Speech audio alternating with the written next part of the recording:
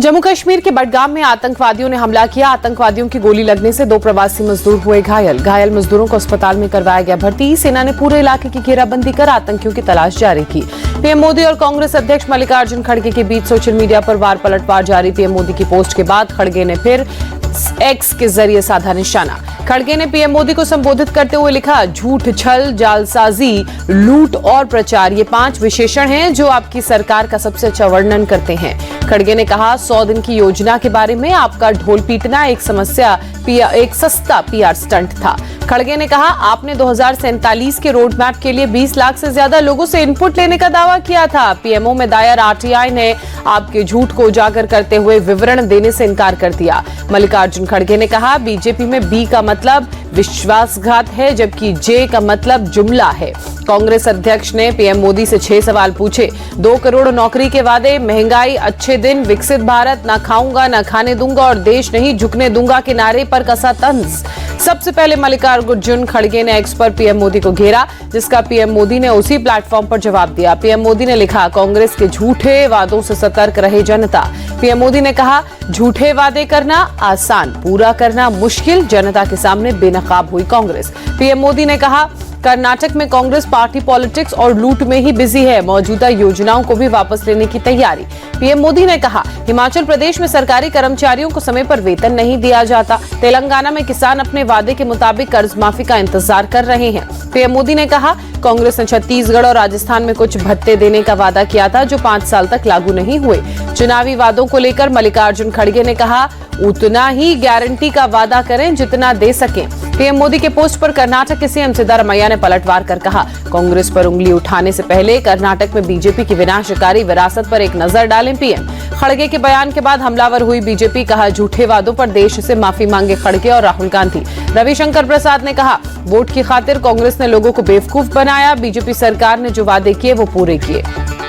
केंद्रीय मंत्री प्रहलाद जोशी ने कहा, झूठ बोल रही कांग्रेस, कोई गारंटी लागू नहीं की। संजय राउत ने खड़गे के बयान का समर्थन कर कहा, हमें बजट देकर ही गारंटी देनी चाहिए, इसमें कुछ गलत नहीं।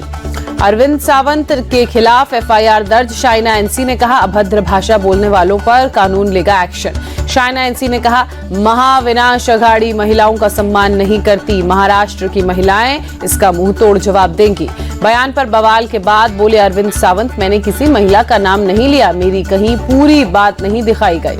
अरविंद सावंत ने कहा, मुझे बदनाम करने की कोशिश हो रही है, 29 तारीख को बयान दिया था और अब तक कुछ क्यों नहीं कहा।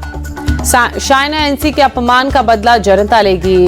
केंद्रीय मंत्री रामदास अठावले का बयान। बीजेपी के बागियों पर बोले डेप्यूटी सीएम देवेंद्र फडणवीस, हम सभी को समझाने में सफल होंगे।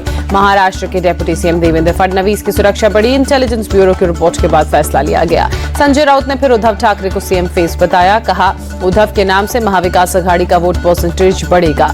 संजय राउत ने कहा, उद्धव के नाम से कांग्रेस एनसीपी को नहीं होनी चाहिए दिक्कत, अगर उनके पास कोई चेहरा हो तो बताएं। राज ठाकरे पर भी संजय राउत ने साधा निशाना। कहा, बीजेपी को जिताने में लगी एमएनएस, इसलिए हमने अपनी उम्मीदवार उतारा। माहिम सीट से शिवसेना उम्मीदवार सदा सरवणकर ने नामांकन वापस लेने से इनकार कर कहा, जनता चाहती है कि मैं चुनाव लड़ूं। महाराष्ट्र सरकार के मंत्री गिरीश महाजन का बयान, महायुति को 2019 से भी बड़ा जनादेश मिलेगा और हम सरकार बनाएंगे। महाराष्ट्र में कांग्रेस और गठबंधन बहुमत से बनाएगी सरकार। कांग्रेस नेता अशोक गहलोत का बयान। शिवसेना यूबीटी ने चुनाव आयोग से एमएनएस के प्रोग्राम की शिकायत की। 29 अक्टूबर को एमएनएस ने दिवाली की थी सेलिब्रेट। शिवसेना यूबीटी का आरोप, प्रोग्राम में एमएनएस के सिंबल लगाए गए थे जो आचार संहिता का उल्लंघन है। शिवसेना यूबीटी की शिकायत पर बीजेपी का तंज, क्या हिंदू त्योहारों से औरंगजेब फैन क्लब के लोग हर्ट हो रहे हैं। हेमंता बिस्वा शर्मा ने जेएमएम को ठगने की मशीन बताया। कहा, लोगों से इन्होंने सिर्फ झूठ बोला, कई वादे पूरे नहीं किए। झारखंड सीएम हेमंत सोरेन की उम्र को लेकर विवाद। चुनाव आयोग में दाखिल हलफनामे में 5 साल में 7 साल बढ़ गई है उम्र। कांग्रेस नेता सुबोध कांत सहाय का बीजेपी पर पलटवार। अगर हेमंत सोरेन की उम्र की इतनी चिंता तो उनके सर्टिफिकेट की जांच कर ले।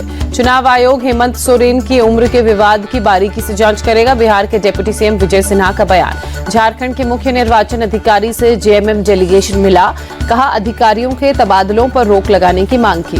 लखनऊ में बीजेपी और सपा के बीच पोस्टर वॉर, योगी के बटेंगे तो कटेंगे के नारे के जवाब में सपा ने लगाया जुड़ेंगे तो जीतेंगे का पोस्टर।